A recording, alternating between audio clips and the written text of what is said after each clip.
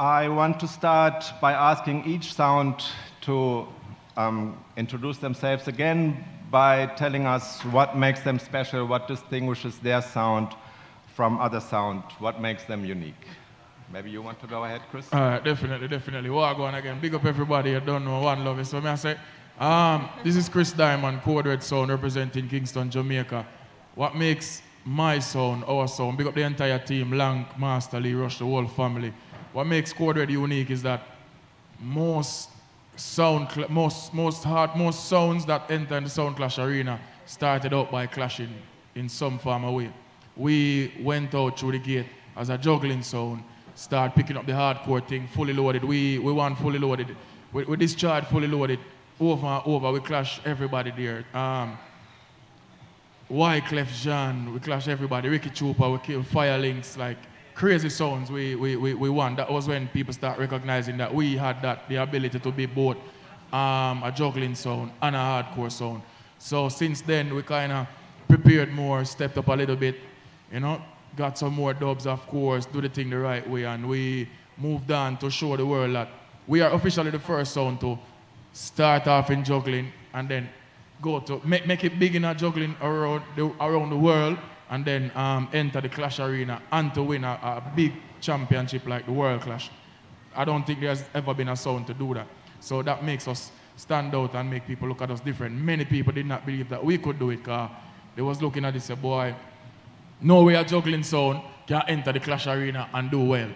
They don't really look at it that way. You have to be a hardcore Clash sound, and then, you know, after a few clashes, then you start juggle to maintain the business or whatever. But we did it the other way and it worked. So that makes us stand out in the eyes of many people who appreciate what we have done.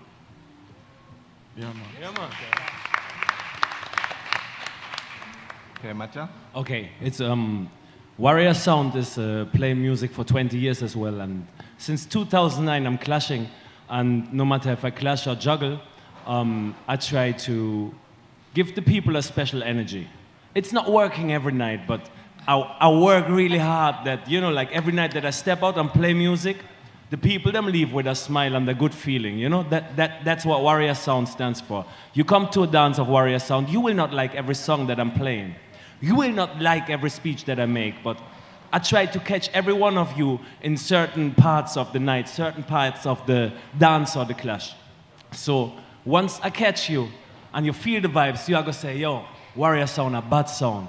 And that's what I try to do. I try to get you into the vibe, the energy that I'm trying to put out when I'm on stage. I try to bring my musical vibe straight to the hearts of you and make you smile. That's what I'm trying to do. Make the people them smile and, you know, like, be satisfied with music. So when them leave the dance, them say that was a good night.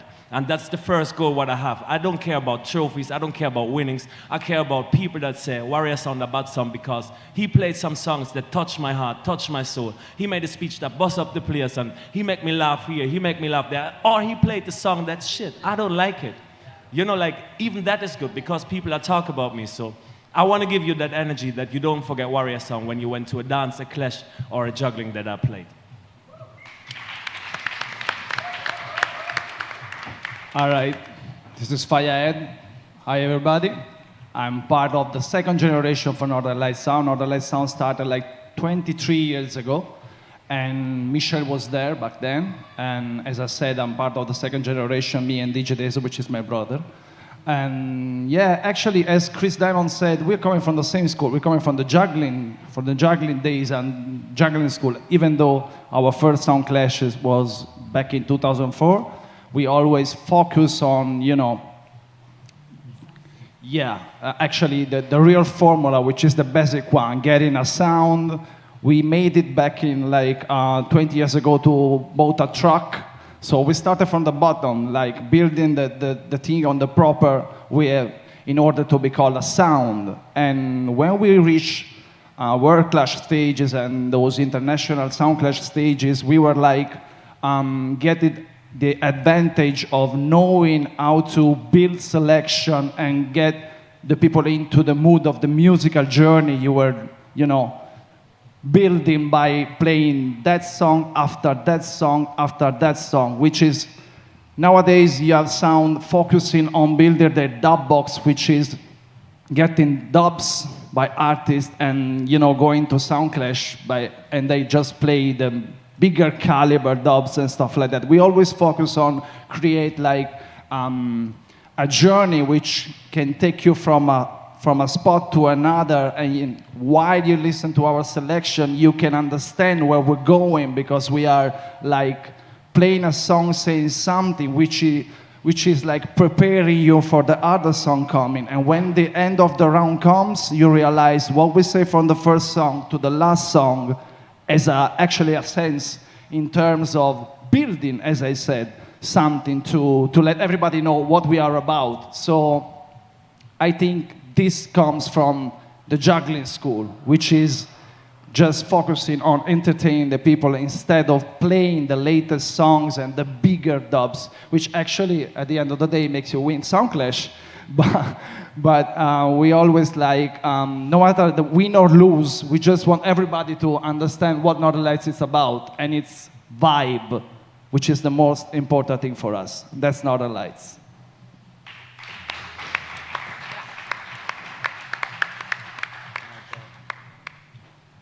Ciao to everybody. My name is Lampa, originally from Roma, from a crew named One Love Hi Powa. I started to play music very long time ago. I started on a radio in the 1980, so about 42 years ago. And then we built a sound. When I mean build a sound, it was, building a sound with boxes and amplifier and those things, because this is how we get to learn the sound system culture from Jamaica and London especially. London was definitely the first place in Europe where we get in touch with this culture. So we definitely had these things to have a sound. Then we started from there. And then we reached the Sound Clash Arena because it's simple part of the whole Jamaican culture. So we couldn't stay out of it. So we had a chance to be in Jamaica because we had a record shop. And from there, we entered the stage. We was lucky to be playing on the right place at the right time. And somebody recognized, some sound from Europe, have a whole heap of dubs. So Irish and Chin was listening to a program on internet called Kingston Signal, held in a Down Sound Records in Kingston, where all the biggest sounds from Jamaica used to play, go there, B.S. Odyssey, Jarro, Trooper, you name it. So we had a chance to go there because we used to go pick up records in Down Sound, and the guy is a big photographer who is not here anymore, called Afflicted Yard, which I will be devoted for all the rest of my life, because through him, we get to reach on Irish and Chin. He was listening to the program, he called us right away and say, all right, we want you at the one at the World Clash. And we say, no, we're not ready yet. No, we're not ready yet, because it was incredible for us even to have somebody thinking about a little European sound go to this big stage. And then we say, well, all right, give us a year. And then the same year, we touched the Fully Loaded show, which is a big show in Jamaica, held on Ayrshire Beach at the time, with all the biggest sounds from, all over the world, DJ Khaled, you name it. Then we did Boss Big Time. From that time, Chin said, all right, you must come now, you're ready. So that was 2002, and then 2003, we went to the World Clash in New York. We didn't win, but we gained one of the most important things to me, that is the respect, which is much important than any trophy. And then the years after, we nearly win the clash, because we reached the tune for tune with Black Cat. But at the time, we did clash with almost the biggest sound in the arena, Mighty Crown, B.S. Odyssey, I think was very hard for us. Even we didn't believe ourselves that we reached so far, And then from there, we did many more editions of the World Clash. 2 in New York, 1 in Canada. We did a Jamaica Dead Before Dishonor. And then, The one in London. The one in London, yeah, the 2 UK Cup, and then the tag team, which we did win also. That probably was the biggest major win for One Love as a team, because, of course, we was in a big team like with Rodigan and BS Odyssey. It could have been quite easy, but we did our part as well, you know. We win a point, you know. We did mash up Panther, you know. That happened many times, but you know. And this is it. Now, it's been a while now. We kind of out of the arena of clash, but we're still playing. We still string up the sound. We still maintaining what was the original reason why we start to build a sound. I mean, make the people know about this wonderful island called Jamaica, which has a big, long history of music. Started from the 60s until now, and all this music, we call it dancehall. I mean, dancehall, to me, is a space. It's not one style of music. Ska, rocksteady, reggae, rubber-dub, steppers, all of these kind of styles is dancehall. Dancehall is a place, and this is why I still play music, because I want to people understand that. Dancehall is a space where you string up a sound and music get played. Could be whatever you want it, you know, because this is how we learn it from Jamaica, because without Jamaica, would be no One Love in Italy, no Northern Lights in Udine or Mattia in Germany, and this goes all around the world. No music global, you know. Yeah, I would actually like you to tell the people, as a veteran selector who, even before you took One Love like on the global stage, you introduced Sound Clash to Europe. I mean, Yeah, in the to 90s Europe, it and was basically not known, so maybe you can recall what it was like to clash for people who don't really know what's going on. No, it was hard. I mean, even when we did go to Fully Loaded, Fully Loaded is a well-known show where people play remixes, hardcore, you know, juggling, and we say, all right, what we are going to do now? We don't have those kind of style. We played, you know, the roots, the dancehall, you know. We start playing Benicàssim and Beer Gunshot. Beer Gunshot started from early, you know. And we just play the one-drop music, which is the one we know better than anything else, you know. And it worked. Because in Jamaica, I learned that if you play good, it doesn't matter if you're white, green, or blue. If you're boss, you're boss. If you're good, you're good. If you're bad, you get buckled. It doesn't matter what's your name, you know. They don't care about who you are, you know. If you are in with the vibes, you get your forward. You know, they never make me feel a stranger in Jamaica for all these years I've spent there, you know, because I think we did treat the culture of Jamaica with a proper way, you know. Make sure, you know, we not really do something that now is quite an argument, you know, this call it cultural appropriation, you know. And all these years we were there, I was always thinking as an Italian, the way I live and do the things with my cultural background, you know. Never try to be like. We get inspiration from Jamaica, of course. Without it, we can't be here, you know.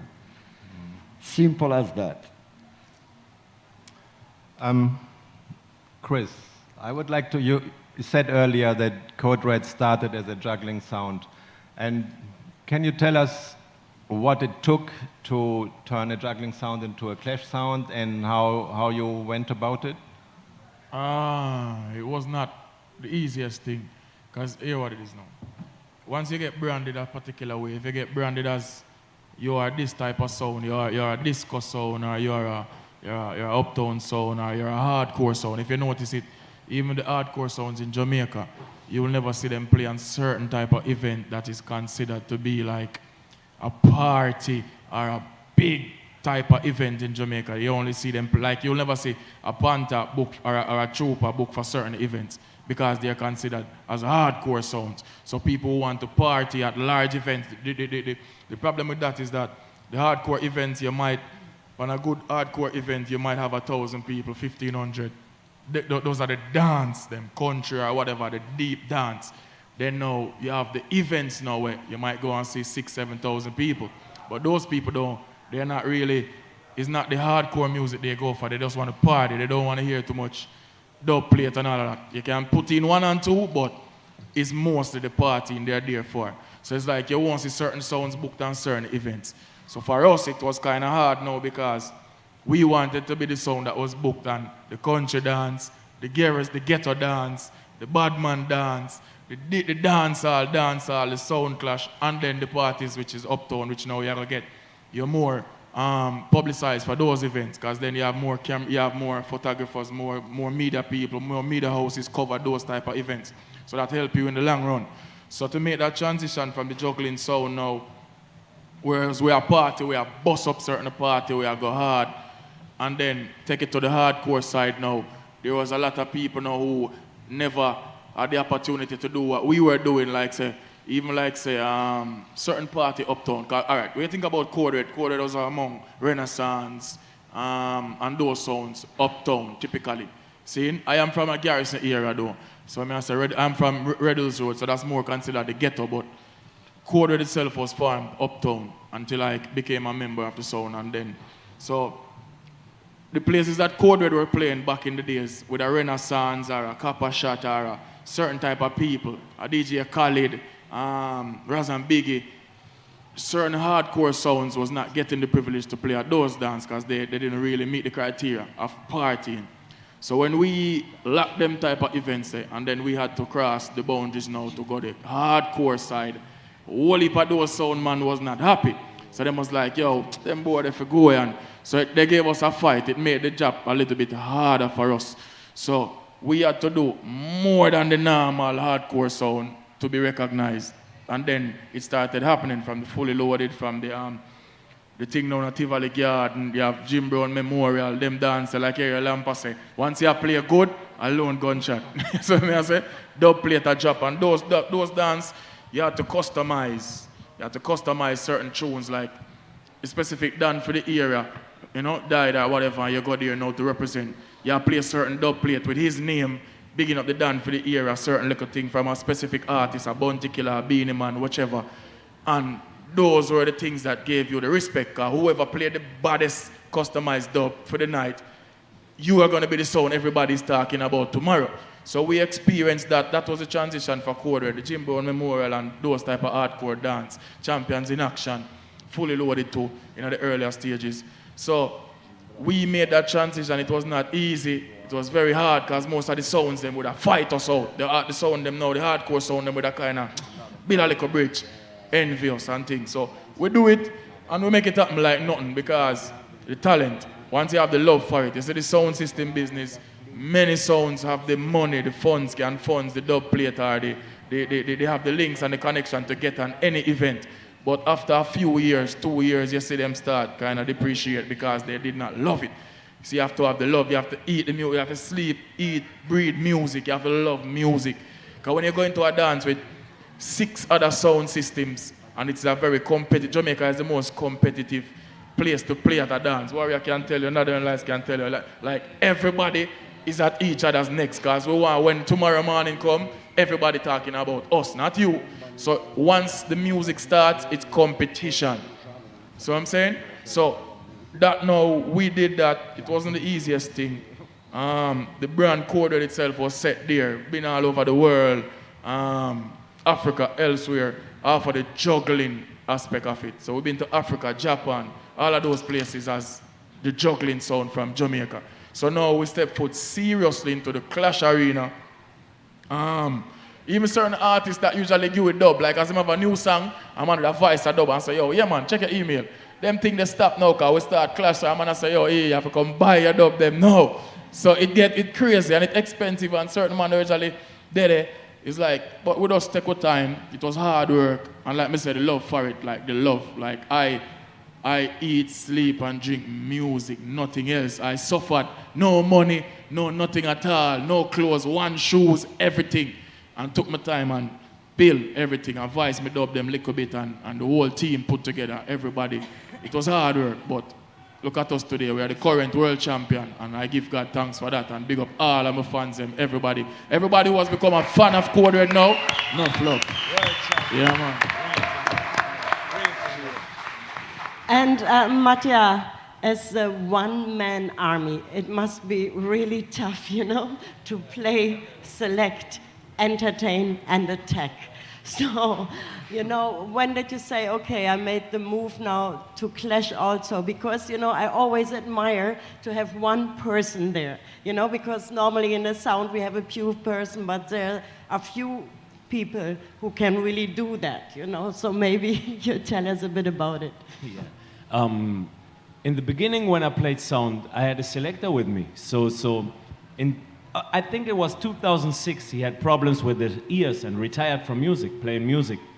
And I had one clash against a sound called City Lock from Germany, where I actually hired a selector, a friend of mine, who helped me to select the clash.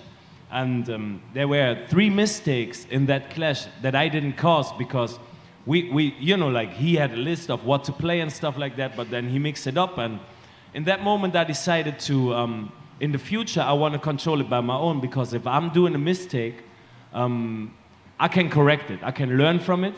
I can, in the future, not make that mistake anymore and get a better version of Warrior sound out there. So I decided to just do this on my own in the future. I decided to write the dubs and select and play the music. And, in the end, I'm not alone. I have, a team around me supporting me. I have my wife coming with me all over the world, supporting me. Without her, sometimes it would be hard to go on a class stage and be that motivated. And, she has my back everywhere I go. So on stage, yeah, my brand is the one-man army, but, I have friends and family around me that support what I do. They are, they're kind of part of the team. So it's a wonderful woman and the one-man army now. And it's a lot of friends around us that help us supporting and reaching where we want to reach and what we want to do. So on stage, of course, as you experience now, because your selector is not here with you on the Europe tour, as it was planned to be, it's a lot of running forwards and back and selecting the right track, and then sometimes if you do a mistake, yeah, it will not work, and you somehow have to get the energy on your side again, and you have to fix it, yeah. And you have to come back, and sometimes it can take longer, but the thing is, you will learn from this. Every time you do something that the people don't feel and don't like, you will learn from this, and next time you will do better. And if you have a selector with you, perhaps he will do the same thing again, because not everybody is like you, and you can't expect anybody else think like you think or act like you act. So having all these decisions, the musical decisions, either if they're bad or good, in my control, is a very good feeling for me, and I will not give this away anymore in my life. That's why it will be a one-man army from now till I stop playing music, which is the day when I die. Okay, thank you, Mattia. And Michelle and Fire Ed, to enter the clashing arena, you have to really invest in building up a dub plate box. Maybe you can tell the people, how you started to clash, what it takes to build up the box, and, what is connected to that. That's a really good question in terms of the commitment of, trying to understand what's the smartest move. Because once you have a budget, you need to understand how to spend it in the smartest way. And I'm saying this because even though I don't like to talk publicly about prices and stuff, because we all play music which is craft. So this is something that should be inside the environment of the one playing it.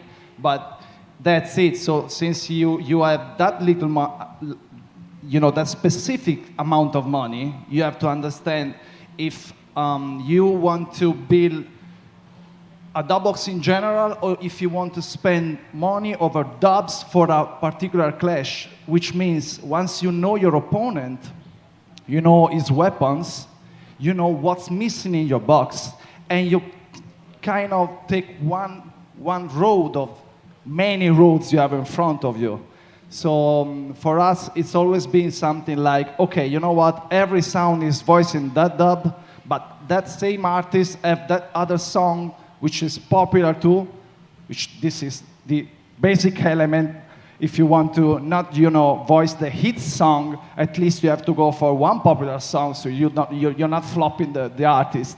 So we always try to, even taking the risk of letting your opponent playing that huge song, that's a song which is hot on the road, and you take the risk not to voice that in order to have that same artist in the latest round. I don't know if I'm getting too nerdy, but this is just trying to show everybody that there's different ways of approaching this. And if you are not if you don't have an unlimited budget, you have to choose. Northern!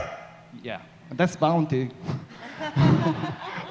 And so actually building the dubs and your own dub box, which is your music collection, most of the time describe how you approach music. And one thing about Northern Lights, we are very unpredictable. I won't say poor. In terms of, surprising everybody with something they are not expecting to be played in a sound clash. But I'm not saying because we are playing something which is not recognizable by the crowd, but we are playing something which makes you feel something like, oh yeah, these artists have these songs too, and it's a huge song. So once you have to choose, you have to be smart. Build your dub box is a craft. It takes commitment. You cannot miss. When you shoot, you have to hit the target. And if you're not going for the hit song, you have to study, breathe music, as Chris said, live it 24/7. And I think it takes a lot more in terms of efforts you have to put in. But once you love it, it's like you're into it. It's a journey, and we've been doing this for 23 years. We will always keep the same approach in terms of, which song to pick and how to handle a sound clash. So basically, this is our policy. Let's give the people an example of Northern Lights dub plate. Yeah, if you're playing the bounty dub, I would like to just mention one thing. This is what I mean when I say commitment. When we pick a song to make a dubs, we always try to respect the structure of the original song in terms of syllables and how many words on that line, how the original words sound, the original meaning of a song, and try to pick that song because the general meaning can fit in the situation we are in that specific moment. And these Bounty Killer dubs came out 4 years ago, and basically it's a storytelling of Bounty Killer career. We take it and make our own storytelling of our own career. So it started from mentioning when we did start, what we did, when we reached, and basically the bottom line is Northern Lights will be forever a sound you will always remember. So that's Bounty Killer. Let me did one time, Michelle, Haskell, Shell, motherfucking niggas fell. Hey yo, there's the big gun them bless Italy, treat them bitterly. You know it's Northern Lights, the light that shines bright. We say the one general in the Well, 1999 witness the birth of a grape. Shine the light up the knot. Northern Lights start to win you. Lock all three sound in a classic 1v1. After that we never stop, then world clash was the bomb. Now the world start here we, music start here we, and sound boy fear we kill them clearly. Some sound one clash we, but don't compare we. We are on another level. Northern Lights a change the game so Northern Lights up another place. Yeah. Lampa, as the veteran who has lived in Kingston for quite some years, maybe you can tell us about the joy as well as maybe the problems you come across when you hunt artists to get their dub plates. Well, I feel lucky because, when we start playing voicing dubs, as I say, we start first building the song. amplifier boxes go all around, string up, and then we was doing also promotion, calling artists from, bring artists in Jamaica, in Italy, and, from them see you play on the sound, and then after you bring them in studio, and then, when they sing about your sound, they know your sound, they know you. So we was kind of lucky at the time because we had no internet. So for voice Bujo, you have to meet Bujo, right? If you want voice Bounty, you go look for Bounty and bring him in a studio. So in that way, we was lucky. We built a relation with the artist, even with Sizzla. We know Sizzla, we went to voice Sizzla when he just bust, 98. It's one of the artists we have more dubs. I don't even have to give him a paper, even Bujo. If I give Bujo a paper with my name, it might cost me, because he remember all the members of the One Love, even those who don't play on the sound, and so we're lucky in that way, because with most of the artists we build a relation. Just probably the last years we do dubs, we do it through internet while we was in Italy, but we know them already, they know you.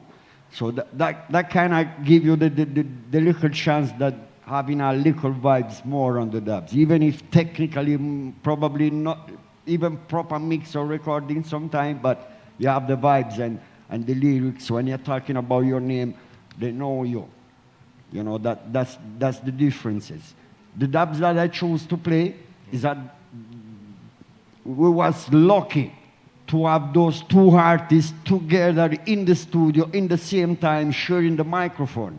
It was not like cut and put together. The two of them in the studio, same time, one shot. Not even stop it and come again. No, it was like a live show. Because when you put big artists like Bujo and Barrington Levy together, you can't flop. And that dubs was recorded at Black Scorpio Studio with Black Scorpio, who voiced the two of them already on production. He never had the two of them together in studio. But we was able even to make Bujo move from his studio, because Bujo usually don't move from Carlisle Avenue. Him stay there, But we was able to make him move and come over Scorpio to voice that song for us. I kind of feel blessed for that, Let's check it out. The sound called One Love sound from Roma. Yo, like Lampadread, Tano, Ducia B, King David and Clava, act like lava. Anytime come out of Bantan Leave and Butch Bantan, murder of Chacha, Bantan Leave come cross fast. Shut the mouth. Whoa, whoa, whoa. When two sounds goes to war, only one love gonna wear the crown. Crown.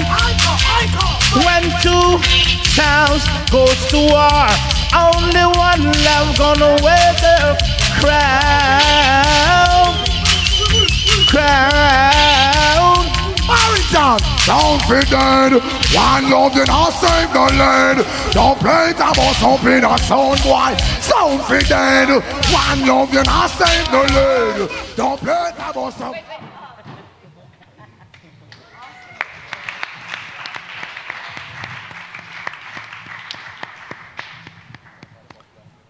Matja, how do you go about voicing a dub plate? How do you decide which artist, which song, which rhythm, which lyrics? Do you write the lyrics yourself, or how does it work? You want the most simple answer?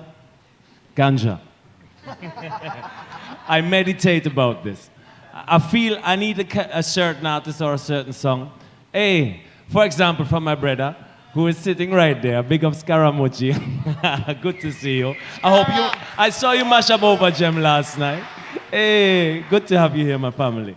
And then I just meditate about it. I'm just thinking about it, and I will have the lyrics written down on a piece of paper and then play with it. Play with it until it's fit. And I always tell the artist to change words here and there if my lyrics don't fit to keep the vibe of the song and the flow of the song alive. Because I don't want like an artist to sing on a different rhythm and people don't even recognize the song that I'm playing. So I want them to know and recognize the original song and have these kind of special lyrics. But sometimes, because if you're going to play the dub now, because that's what we're in right now, sometimes you just need a song how it is. Some songs are so good the way they are. And sometimes you just need those simple, so-called regular songs by some people, but they will sometimes save your life in a clash. Or with this song that I chose to play right now, it's a song that I didn't play for 12 years. It's a song I didn't play in a big clash for really a long time. And then when the timing is right, and the vibe is right, and the speech is right, any song at a certain time with the right speech and the right vibe can, like cause trouble. And this song that we're going to play right now was the biggest forward I ever received in a sound clash in my entire life. And it's not that long ago. It's like a month ago, Pier 1, Montego Bay, Jamaica. I was down 5-2 in the dub for dub against Bass Odyssey. And I just said, okay, you know what? Forget about it all. Dub for dub, foundation style. No, we're not into this. This crowd wants something else. They want the energy. I'm going to play this song. It was the biggest forward of the entire night and the biggest forward I ever get in a sound clash. Bigger than Supercar. Warrior sound! Yeah, hear me? You know, say when I'm commissioner for the killing, I'm willing. Yes, Matia, bitch. Murder the sound boy them. When my sound coming and it dance on, boy, I get a beating. Them really gone from bad to worse. Some boy them need some teaching.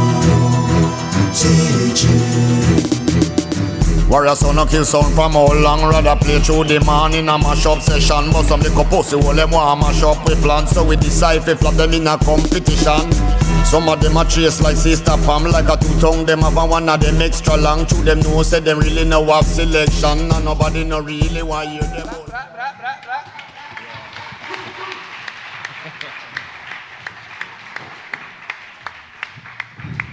Okay, Code Red, Chris. How, as a Jamaican who is like close to the artist, you would expect that it's easy for you to get dub plates, but you said before that when you switched from juggling to clashing, it became harder. So how do you prepare for like a major clash like World Clash? All right, like World Clash, basically, our strategy, well, for Code Red itself, the whole team, we kind of formulate this whole strategy of we don't voice what we want, we voice what we need. It makes no sense to us to spend money to voice a dub plate that we would then have to sit in the same clash and hope another sound don't play it before us. So how we voice is, we have the talent behind the song that can intro a song and put it on a rhythm to have it be effective. So what we do now is, let's see, all right, this artist have 10 songs. Let's see which 3 songs are these other sounds likely to not voice or not want to play. So then we say, all right, let's take those 3 and either we're going to customize it or we're going to fit it in a way that when it drop is like, this is the biggest song the artist have in the world. So that's how we approach it. Like even this dub plate, now I believe you're going to play. This dub plate was by Bojo Banton and Steve Marley. The concept of it, when I came up with the idea and I'm link Lank, I say, yo, what do you think about this? And he must say, yo, yeah, you know. By the time we link Steve now, we call Steve and we say, yo, Steve, you know, say, that song you want, that song, it's like your father song, Bob Marley song, and we kind of want to remake it. And Steve say, yo, how want to come up with the idea? Yeah? Who telling about this? I would say, what you mean? And he was telling us that himself and Bojo Banton is about to do this song and put it on an album. I was like, yo, really? And he said, yeah. So even when Stephen voiced his part, Bojo Banton was not able to do his part as yet. So Stephen voiced the whole full thing and then intro everything. When Bojo Banton now forward out now and Bojo hear it, Buju Vice theme part. And I say, yo, I want to come up with the idea and advice. And then after Buju Vice, Steve hear about Buju part and say, no, I have to do about my part now. So it was like a competition. So this dub to us is crazy. Buju Bant and Steve Marley. And I can tell you, going to the World Clash, I said to the team, like, yo, me know nobody now think of this. If we put it the right way, play it the right time, intro it the right way, Buju, Steve Marley, the people that are going to listen to it are going to be crazy. Plus, Buju Banton just got freed up like not too long before that, so it was crazy. So that dub here, this is one of the ways we think. When you listen this dub here, not much sound on the voices. Even when the voice it, Buju I say, boy, if you don't play this and make other sound want it, me rate on the more. Which in after that, after we start playing it, few other sounds went and voice it and Buju I said, all right, because before us, nobody came up with the idea, nothing at all. So it was great. And whenever I even know that Buju Banton and Stevie were planning to record this song together. Because we went to Stephen for him to just voice the whole song by himself and just do it that way. And he told us like, now, like, this is going to go on. Even when the dub was voiced, they said, if you're not going to go World Clash, play it a World Clash for 2020 before it got cancelled. But don't play it nowhere before, and after World Clash, not play it again until the album release. So this song is very, very, very, this is how Code Red think. You can listen to it.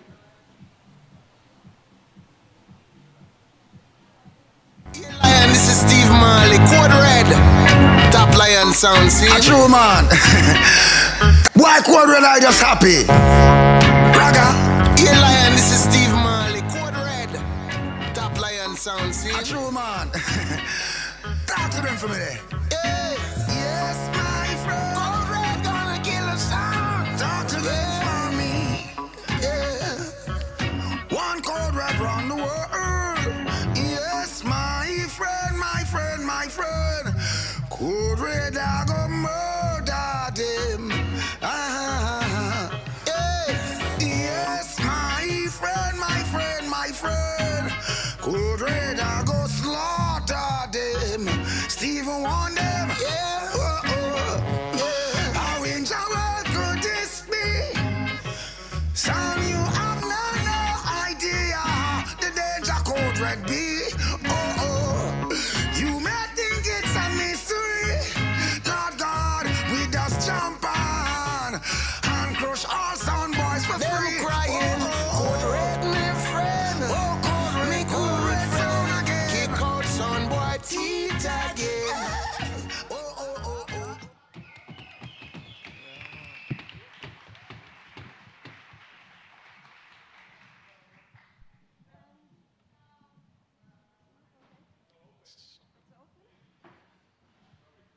Sorry, okay. Maybe one last question. You know, you played the final World Clash and you won the final World Clash. So after 20 years, you know, Irish and Chin stops the series. So where is Clash gonna go, you know? What does it mean for the Clash culture? And where do you see the future of Clash? And what do we all have to do that this discipline of the culture, you know, doesn't get lost? Because I think it's a very, you know, important discipline, and if people understand it, they don't see it only from a war side, but from a side to improve yourself. And, you know, maybe we can have some answers, starting with Chris and then go further. The way it is right now, it could have not worked out any other way for the longevity of Sound Clash in my culture, in Jamaica and the world, because we have played clashes before, and we have won smaller clashes, like some smaller clashes, and you know, we were victorious in those. But on a main level, for a sound now is not a traditional, like most people would not say, boy, it's not a One Love or it's not a Bass this year, it's not a Kilimanjaro. So people would consider us now to be a new era of sound system that is entering the Clash arena. So for us to win the final World Clash now, it gives hope. Because even now, after the winning of this World Clash in Jamaica right now, every corner you go, based on that, every young sound or every sound that was on our level, they are now clashing. So Jamaica is active right now because all of those sounds saw that somebody they know, somebody they can recognize, somebody they can see, they par with on a day-to-day basis, win a world clash, that means we can do it too. Because before, as I'm sure everybody can attest to, you kept seeing the same names in the clashes. Every time there was a big clash, you saw the same names over and over. So you see the younger youths them now, the younger selectors, sound systems, they kind of lost all momentum. Like, all right, if we don't have this amount of song, or if we can't play this amount of song, or play this artist, we're not getting no recognition. So for them to see us go out there and win it, it's not no whole heap of money, it wasn't the most heaviest artillery or dubs or whatever, just talent, and they see that it can be done. Right now in Jamaica, Clash is active every week in a country, somewhere, somehow. Clash, because now the youths now of a younger age realize that, oh, it is possible. Because before it was dying, that's why you kept seeing the same sounds over and over, because there was no interest from nobody in my age group really to further this sound clash thing. So now, after winning the World Clash, even before, because we took on Boom Clash and we went to Caribbean Rumble in Antigua and represented Jamaica, we came second in that. So it's like, it's been a little process over the past 5 years, whereas the youths them and people who were not up there, big traditional, big sounds, realizing that we take time and break down the barrier as Code Red.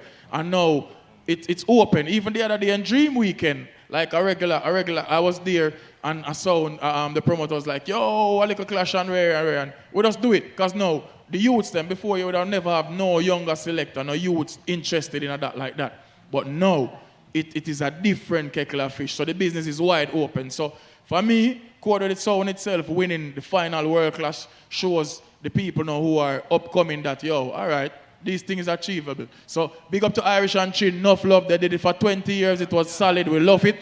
And that does not mean because Irish and Chin is not moving forward anymore with the World Clash brand. That opened the door now for anybody now who loves the business and feel you have what it takes to become a promoter. You can start doing it. And now you have other sounds who are interested. You have a younger vibe, younger everything that's going on, and the business is opening. So I believe it went the best way it could. Whereas a sound now from Jamaica won the final World Clash, and especially that not the sound where everybody saw every minute. So a new breed of sound now, a new category, a new spring on life basically for the business. Because people saw Kilimanjaro, Bass Odyssey, Black Cat, Mataran, Firelinks. Yeah. This was the same circle. So now for them to see somebody else step out, I believe it's a great thing. Mattia, I think you want to add something. I would like to add something to this, because first of all, I really love that Jamaica won the final World Clash. I told you directly on stage, that was the first thing I said. Yeah. You know, like, it's just because that's where it all started. That's where the final World Clash title belongs. So big up again to Code Red and Chris Diamond. You did wonderful work in that night. Looking onto Europe now. Yeah, man. Real talk. Yeah, man. The pressure was enormous. Cause imagine now the final World Clash. Everybody has said, yo, Ajara shouldn't go represent, because the man they can't go win, yo. I should have Chupa, yo. The man they not go win. No, so it was the right decision. All right. So you see, we going there and win. Trust me, everybody was like, yo. So yeah, man. Right now, talking about Clash in Europe, I want to say 2-3 things if I can, please. Because the situation is like this. In Europe, everybody's too serious when it comes to sound clashes. Every young selector, every selector upcoming, going to a sound clash, he will like literally not talk to the other person and look upon them like this and stuff. You know, Chris and I, and you know, even Fire, Michelle Lampa, we could all clash 100 times. We would still respect and love each other. It's just on stage where this clash is happening, and that's what a lot of the younger sounds didn't really recognize. They put personal feelings into this. They really put a lot of these feelings into it, and they get envy and Batman when it comes to clash, and that's why the clash scene in Europe is definitely struggling. The next thing is we have to free up ourselves a little bit. You know, if you look on Jamaica, you can play like basically everything in the rounds, and then when it comes to tune for tune, you have to draw for the dub plates and keep the people them, you know, like still in the same vibe. But over here, like people don't, you know, like the people that promote the clashes, they rarely want to put in the 45s. They rarely, you know, like want to free up, and they say, if you play not foundation tunes in dub free dub, you know, like this Shaggy song, for some people that just start play sound and they're 20, 21 people, it's kind of a foundation song. It's 15 years ago for them. That's when they were 5 years old. We have to free up ourselves and just start to enjoy the music over here again, you know, like, and just have those clashes happening and make the people them come out and, you know, like compete with each other but still respect each other. It's very important. Then the next thing, in Jamaica, you have a big media coverage.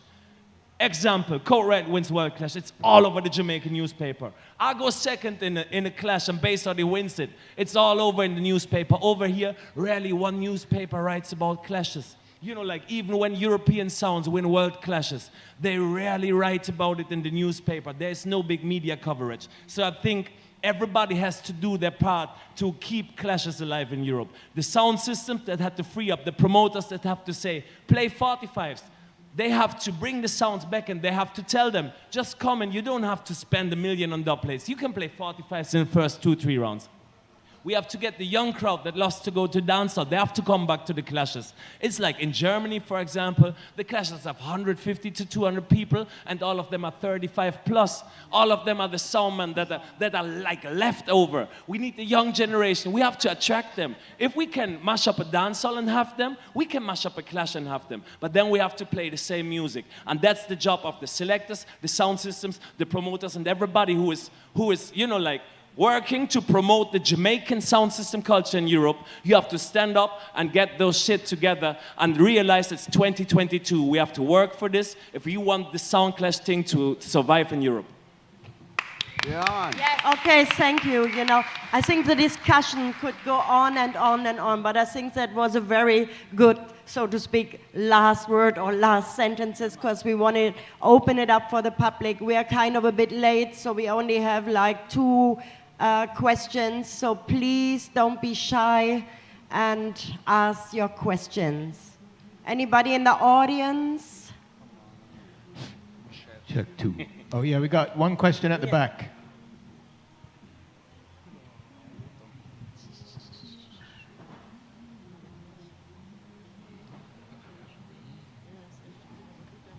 Blessed love. I just came in, so I cannot talk much.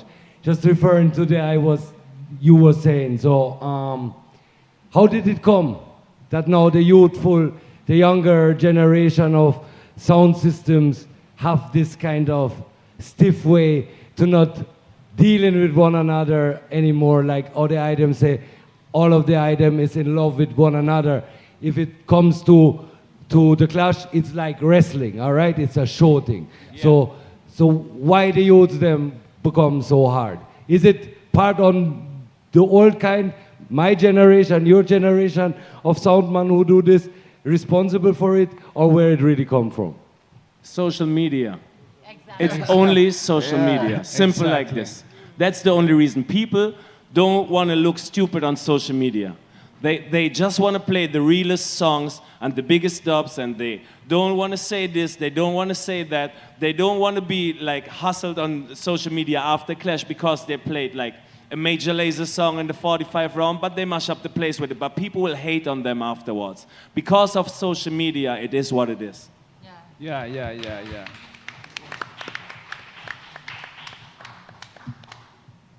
We have any more questions from the audience? And, sorry, also I feel sound clashes must not be streamed. I mean, you have, you know what I mean? You're right. Yeah. Well, one thing I forgot to say, anybody interested in purchasing like some world-class t-shirts, they can go check them out on Code Red website, codered.com. You support the thing, you know? Yeah, so check it out. Codered.com, you have some marijuana shirts, you have some sound clash shirts. If you like the culture, let's go look at it. If you like it, you purchase one, support the thing. If not, so just check it out, codered.com. Mad. Okay, there was a little advertising in between. Do we have any more questions?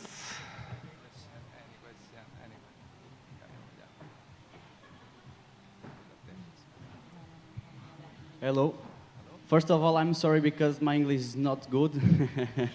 But I'm a young soundman from Portugal, and I want to know if you have important advice to introduce my sound in Sunsplash in Europe and after that in the world, of course. Well, I would say just focus on your own area in terms of having a club where you can express yourself, build your own audience, make your audience proud of being your follower, and the more you get followers, the more they will talk about you. You will have them promoting you, and once a promoter saw your talent and they suddenly realize you have a following, they will see you as somebody they are they should put on a bill because they can get back, people coming to the clashes because you have your own following. And that's the most important thing in becoming somebody once you reach that level of SoundCloud international stages. Because nowadays social media make you rise and fall in 2 days. And most of the time when you just focus on, being active on social media, they can build you and kill you in very short time. So just do remember, promote yourself and make everybody know what you are doing in your area, how people love the way you're playing, and once you reach that stage, everything will be easier for you. You don't have to promote your own self. Your people will promote you. Once you reach that, it's all going easier for you. And then if you start voice that plate, start with the foundation. Yeah, I started a long time ago, and I started with foundation style. Yeah, and it's my love. Yeah, because And now look upon us. Yeah, because I know that I'm young, and I want you're to young, learn, but so I'm old, The most important thing is look upon all of us, starting with Chris Diamond, Northern Lights, Lampa way back when, and Warrior. Never stop, follow your dream. If you feel it is what you have to do, just do it. And don't listen to nobody who wants to badmouth you, get you down, or hate upon you. Just follow your dream and do what you have to do. It's like... And if you really love Soundclash, or you plan to voice a lot of dubs, prepare for your wife to curse you out for the money you're going to spend. Yes. That's why we got married. No, always make it 50-50. Wife money, dub money. Okay, I'm afraid it's time to wrap it up. But before, I want to let you know that tonight at 3 o'clock, Code Red is going to play in the Dancehall. Yeah. And tomorrow night, over there in the Dancehall, it's going to be Warrior Sound alongside Jugglers, also from Germany. And every night, you can see the Dancehall residents, Northern Lights and Lampadread before the other sound start. And at 7 tonight, we have a next session called Back to the Roots, Reggae and Dancehall in Africa with Nicoli Dube and Rototom Era. So stay around, 7 o'clock. That's 15 minutes from now. We'll be here again.